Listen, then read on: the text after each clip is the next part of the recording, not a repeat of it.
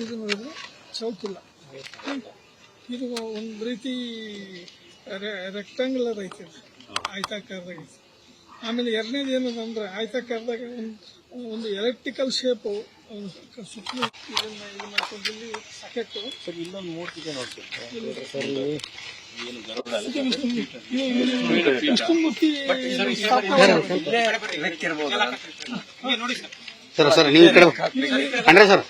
ಮೂರ್ತಿ ಇರೋದ್ರಿಂದ ಇದು ಅಲ್ಲ ಕಡೆ ಮುಖ ಆಗ್ಬೇಕು, ಇಲ್ಲ ಈ ಕಡೆ ಮುಖ ಆಗ್ಬೇಕು.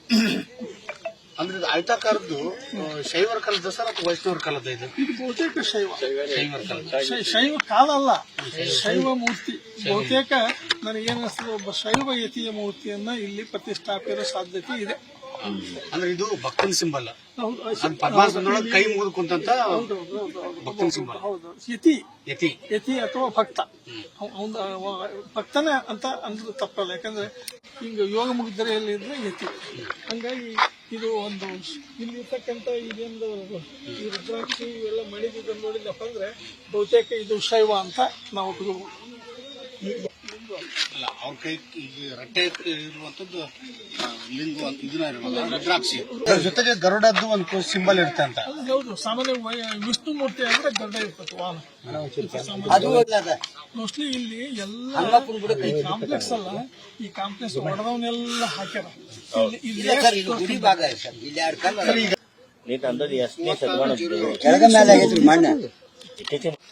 ಇವು ಪ್ರಾಚೀನ, ಇವು ಪ್ರಾಚೀನ. ಇದೇ ಕಾಲದ್ದು.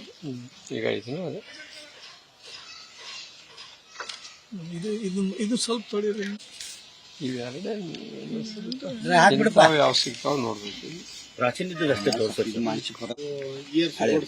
ನಾನ್ ನೋಡಿದ ಪ್ರಕಾರ ಇದು ನೋಡಿದ್ರೆ ಇದು ವೈಜ್ಞಾನಿಕವಾಗಿ ಗುಂಡಿಗಳನ್ನ ತೋಡಿದ್ದಾರೆ ವ್ಯವಸ್ಥಿತವಾಗಿ. ಎಲ್ಲದು ಗುಂಡಿ ಅದಾವಲ್ಲ, 4 ಒಂದು ಟ್ರೆನ್ಸ್ ನಲ್ಲಿ 4 ಗುಂಡಿ ಇರ್ತಾವ, ಎಲ್ಲ ಉದ್ದಾಗಲ್ಲ ಕರೆಕ್ಟ್ ಚೌಕಾಗಿದಾವ.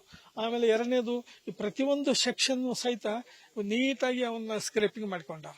ಆ ಸ್ಕ್ರೇಪಿಂಗ್ ಮಾಡ್ಕೊಂಡಿರೋದ್ರಿಂದ ಅದು ಪದರಗಳು ಹೆಂಗಿದಾವು, ಪದರಗಳು ರಫ್ ಇದಾವೋ ಅಂದ್ರೆ ಹಿಂದು ಮುಂದೆ ಇದಾವೋ ಅವು ಯಾವುದಿಲ್ಲ, ಒಂದೇ ಅಲೈನ್ಮೆಂಟ್ ಇದ್ರಲ್ಲಿದಾವ. ಈಗ ನೀವ್ ಯಾವ್ದೇ ತಗೊಳ್ರಿ, 4 ಮುಖದಲ್ಲಿ ತಗೊಂಡ್ರೆ ಆ ಸೆಕ್ಷನ್, ಅದರಿಂದ ನಮಗೆ ಆ ಪದರಗಳು ಎಷ್ಟು ಪದರ ಅದಾವು, ಅದ್ರಲ್ಲಿ ತಗ್ಗುಗಳು ಏನದಾವು, ಆಮೇಲೆ ತಗ್ಗುಗಳು ಎಲ್ಲಿ ಮುಚ್ಚಾರ, ಎಲ್ಲಿ ಮತ್ತೆ ಒಳಗಡೆ ಮುಚ್ಚಿ ಏನು ಡಿಗ್ ಮಾಡಿ ಪೈಪ್ ಹಾಕ್ಯಾರ, ಇದೆಲ್ಲ ಗೊತ್ತಾಗ್ತದೆ. ಅಂದ್ರೆ ಇದು ಒಂದು ಇಲ್ಲಿ ಇದನ್ನು ಮುಚ್ಚಲಿಕ್ಕೆ ಬೇರೆ ಕಡೆಯಿಂದ ಮಣ್ಣು ತಂದು ಹಾಕ್ಯಾರ, ಬೇರೆ ಬೇರೆ ಮಣ್ಣು ತಂದಾರ ಹಾಕ್ಯಾರ ಅನ್ನೋದು ಸ್ಪಷ್ಟ ಆಗ್ತದೆ. ಆದ್ರೆ ಇದು ವೈಜ್ಞಾನಿಕವಾಗಿ ಮಾಡ್ತಕ್ಕಂಥ ವಿಧಾನವೇ ಹೊರತು ತಿಳಿದಂಗೆ ಮಾಡಿಲ್ಲ. ಸ್ಥಳೀಯವಾಗಿ ಅಂದ್ರೆ ಈ ಸ್ಥಳ ಸ್ಥಳದ ಆಯ್ಕೆ ಸರಿಯಾಗಿ ಆಯ್ತು ಇಲ್ಲ. ಯಾಕೆ ಸರಿಯಾಗಿ ಐತೆ ಅಂದ್ರೆ ಇಲ್ಲಿ ಕೋಟೆ ಇದೆಯಲ್ಲ, ಈ ಭಾಗನ ಮೊದಲು ಉತ್ಖನನ ಮಾಡ್ಯಾರ.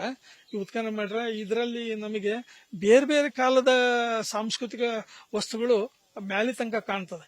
ಅಲ್ಲಿ ನೋಡ್ರಿ, ಮಣ್ಣಿಂದ ಇದೈತಿ, ಮಣ್ಣಿಂದು ಇಟ್ಟಿಗೆ ಏನದವಲ್ಲ, ಆ ಇಟ್ಟಿಗೆಯಿಂದ ಮ್ಯಾಲಿಂದ ಕಟ್ಟ್ಯಾರ. ಅದು ಒಂದು ಹಂತ ಅದು. ಆಮೇಲೆ ಅದ್ರ ಕೆಳಗಡೆ ಒಂದು ಹಂತ, ಇಲ್ಲಿ ನೋಡಿ, ಈ ಕೆಳಗಡೆ ಒಂದು ಹಂತ. ಆಮೇಲೆ ಅಲ್ಲಿ ಆ ಕೆಳಗಡೆ ಹಂತದಲ್ಲಿ ಮಾತ್ರ ನಮಗೆ ಸುಮಾರು 12ನೇ ಶತಮಾನ, ಆಮೇಲೆ 10ನೇ ಶತಮಾನ, 12ನೇ ಶತಮಾನದ ದೇವಾಲಯ ಪುರಾವೆಗಳನ್ನು ಕೂಡಿಸಿದಾನೆ. 10 ರಿಂದ 12, 13ನೇ ಶತಮಾನದ ಪುರಾವೆ ಕೂಡಿಸಾನ. ಅದು ಎಲ್ಲಿ ಬೇಕಲ್ಲಿ ಅವನು ಕೂಡಿಸಿದಾನೆ, ಎಲ್ಲಿ ಬೇಕಲ್ಲ ಗೋಡೆಗೆ ಉದ್ದಕ್ಕೆ ಕೂಡಿಸಿದಾನೆ. ಅಂದ್ರೆ ಅವನು ಸುಮಾರು ವಿಜಯನಗರ ಕಾಲ ತನಕ ಒಂದಿದೆ, 16ನೇ ಶತಮಾನ ತನಕ, 16ಆಗಿಂದ 17ನೇ ಶತಮಾನ ಆರಂಭ ಕಾಲದಿಂದ ಅಲ್ಲಿ ಆ ರೀತಿ ಇಟ್ಟಂಗಿ ಒಣ ಹಸಿ ಇಟ್ಟಂಗಿ ಉಪಯೋಗಿಸಿ ಕಟ್ಟ್ಯಾನ. ಹಂಗಾಗಿ ಇದು ಸಾಂಸ್ಕೃತಿಕ ಪದರನಲ್ಲಿ ವಿದ್ಯಾರ್ಥಿಗಳು ಇದನ್ನ ಅರ್ಥ ಮಾಡ್ಕೊಳ್ಳಿಕ್ಕೆ ತುಂಬಾ ಉಪಯೋಗ ಆಗ್ತದ. ಅದು ಈ ಸದ್ಯದ ಮಟ್ಟಿಗೆ ಅಂದ್ರೆ ಅವೇ ನಮಗೆ ಸಾಕ್ಷ್ಯಾಧಾರಗಳು. ಯಾವ ಕಾಲದಲ್ಲಿ ಅವ್ರು ಕಟ್ಟಿದ್ರು, ಇದನ್ನ ಕೆಳಗಿಂದ ಐತೆ ಅದನ್ನ ಯಾವ ಕಾಲದಲ್ಲಿ ಕಟ್ಟಿದ್ರು, ಕಟ್ಟಕರಿ ಯಾವ ಕಾಲದ ವಸ್ತುಗಳನ್ನ ಬಳಸಿ ಅವ್ರು ಕಟ್ಟಿದ್ರು, ಅದು ನಮಗೆ ಗೊತ್ತಾಗ್ತದೆ. ಸರಿ, ಈ ಗದ್ದಾನ, ಲಕ್ಕಿ ಗದ್ದಾನ ಇಲ್ಲೂ ಟಂಕಶಾಲೆ ಇತ್ತು ಮತ್ತೆ ಸೂಡಿ ಒಳಗೂ. ಹೌದು. ಈಗ ಇಲ್ಲಿ ಕರ್ನಾಟಕದಲ್ಲಿ ಕಲ್ಯಾಣ ಚಾಲುಕ್ಯರ ಆಳ್ವಿಕೆ ಕಾಲದಲ್ಲಿ ನಮಗೆ ಬಸವ ಕಲ್ಯಾಣ, ಅಲ್ಲಿ ಲಕ್ಕಿ ಗದ್ದಾಣ ಅಲ್ಲ, ಅದು ಬಾದುಬ್ಬೆ ಅಂತ ಹೆಸರು ಬರುತ್ತೆ. ಅಲ್ಲಿ ಟಂಕಸಾಲೆ ಇತ್ತು, ದೊಡ್ಡ ಟಂಕಸಾಲೆ ಇತ್ತು. ಆಮೇಲೆ ನೇಕಾರರ ಓಣಿನೂ ಇತ್ತು ಅದ್ರ ಪಕ್ಕದಲ್ಲೇ. ಆದ್ರೆ ನೇಕಾರ ಓಣಿ ಬಗ್ಗೆ ದೂಷಿಗರು ಇವೆಲ್ಲ ಬರ್ತದೆ. ಆಮೇಲೆ ಅಲ್ಲಿ ಇರ್ತಕ್ಕಂಥ ದೇವಾಲಯದ ಹೆಸರು ಬರ್ತದೆ. ಆದ್ರೆ ಇಲ್ಲಿ ಬರೋದು ನಮಗೆ ಲಕ್ಕುಂಡಿದು ಮತ್ತು ಇದ್ರದ್ದು ವ್ಯತ್ಯಾಸ ಕಾಣ್ತೀವಿ. ಅದೇ ರೀತಿಯಲ್ಲಿ ಸೂಡಿದೆಲ್ಲ ಅಲ್ಲಿನ ವ್ಯತ್ಯಾಸ ಕಾಣ್ತೀವಿ. ಆದ್ರೆ ಅವೆಲ್ಲವೂ ನಾವು ಇನ್ನಿತರ ಕಡೆ ಏನ್ ಕಾಣ್ತೀವಲ್ಲ, ಈ ಟಂಕಸಾಲೆ ಬಗ್ಗೆ ಇಲ್ಲಿ ಸಿಕ್ಕುವಷ್ಟು ಶಾಸನ ಉಲ್ಲೇಖವುಳ್ಳಂತ ಟಂಕಶಾಲೆ ವೈವಿಧ್ಯತೆ ಬೇರೆ ಯಾವ ಟಂಕಶಾಲೆಯಲ್ಲೂ ನಾವು ಕಾಣೋದಿಲ್ಲ. ಸುಮಾರು 11ನೇ ಶತಮಾನದಿಂದ 13ನೇ ಶತಮಾನವರೆಗೆ ಅಷ್ಟು ವೈವಿಧ್ಯಮಯವಾದಂತಹ ಸಂಗತಿಗಳು ನಾಣ್ಯ ಮುದ್ರಿಸುವ ಸ್ಥಳವಾದಂತಹ ಲಕ್ಕುಂಡಿದ ಟಂಕಶಾಲೆ ಗೊತ್ತಾಗ್ತದೆ. ಏನು ಅದು ಟಂಕಶಾಲೆದು? ಒಂದ್ ಕಡೆಗೆ ಬಂಗಾರದ ಹೊರಗಡೆ ತಂದು ಬಂಗಾರದ ನಾಣ್ಯಗಳನ್ನ ತಯಾರು ಮಾಡ್ತಾ ಇದ್ರು.